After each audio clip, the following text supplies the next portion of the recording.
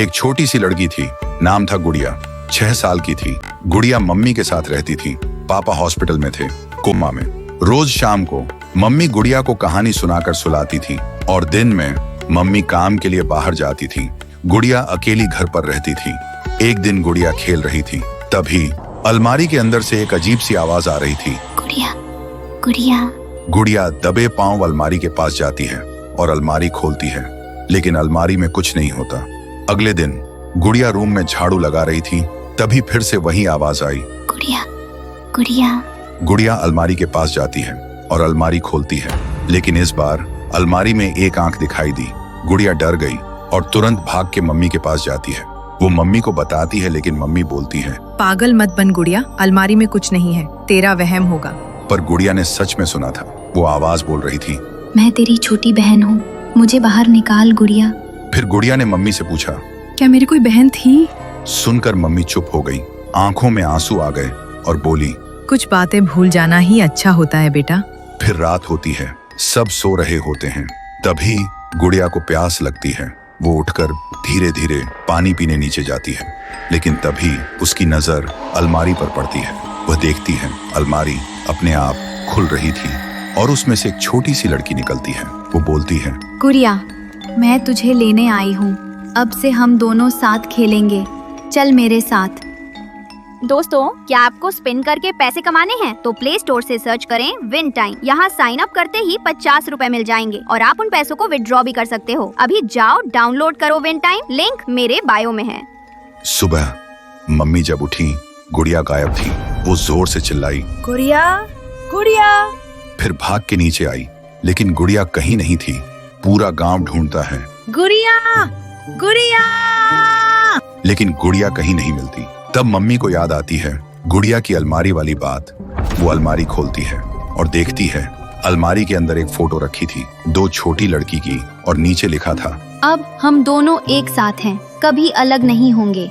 पर जब मम्मी ने वो फोटो देखी तो कांप गई, क्योंकि वो लड़की कोई और नहीं, उनकी दूसरी बेटी थी, शनाया, उसकी पहली बेटी, जो 7 साल पहले इसी अलमारी में मरी मिली थी। तो दोस्तों, अगर तुम जानना चाहते हो कि शनाया के साथ क्या हुआ था और वो गुड़िया को क्यों ले गई, तो कमेंट में लिखो पार्ट 2 चाहिए।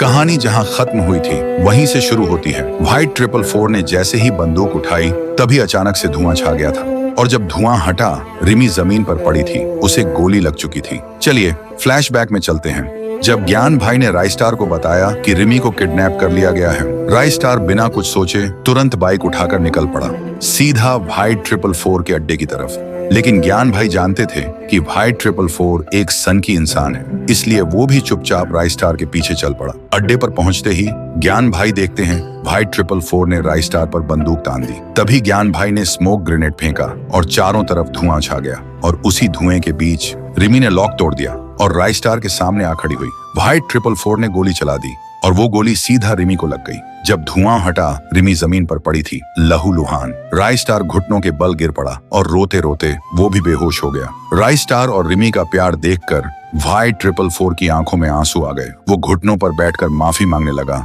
और बिना वक्त गंवाए रिमी को अस्पताल ले गया।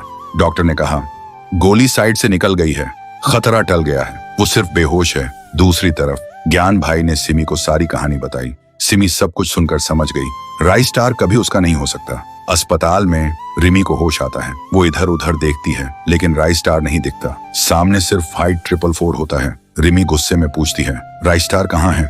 उसे शक होता है कहीं व्हाइट 444 ने कुछ किया तो नहीं।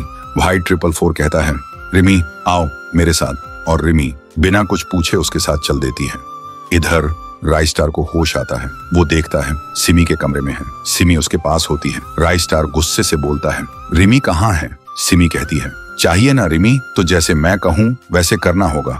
राइस्टार बिना सोचे हाँ कर देता है। सिमी उसे एक ड्रेस देती है और कहती है, ये ड्रेस पहनकर क्लॉक टावर जाओ, वहीं मिलेगी रिमी, इन्हीं कपड़ों में। राइस्टार बिना कुछ बोले निकल पड़ता है। वहीं दूसरी तरफ व्हाइट 444 रिमी को तैयार करवा रहा होता है। ज्ञान भाई भी वहां होते हैं। रिमी के मन में आता है, कहीं ज्ञान भाई से तो मेरी शादी नहीं करवा रहा। थोड़ी देर बाद राइस्टार क्लॉक टावर पहुंचता है। देखता है सारी शादी की तैयारी हो चुकी है। वो हैरान हो जाता है, ये सब क्या है? व्हाइट 444 कहता है, ये सब मेरी बहन सिमी का प्लान था। अस्पताल में उसने ही मुझसे कहा था ये सब करने को। रायस्टार मुस्कुराता है और फिर शादी हो जाती है रिमी और रायस्टार की। भाई 444 और ज्ञान भाई दोनों खुशी से झूम उठते हैं, लेकिन सिमी घर में अकेली रो रही होती है क्योंकि वो जानती थी रायस्टार कभी मेरा नहीं हो सकता। तो दोस्तों, आपको ये कहानी कैसी लगी कमेंट करके जरूर बताना।